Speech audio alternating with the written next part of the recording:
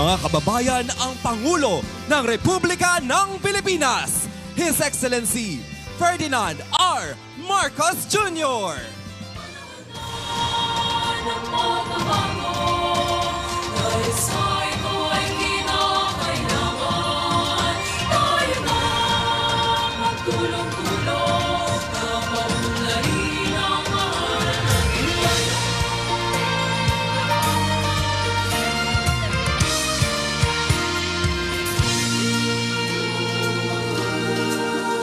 Panahon na ng pagbabago, dahil sa ito ay kinakailangan tayo na magtulong-tulong, napaunlarin ang mahal natin ngayon.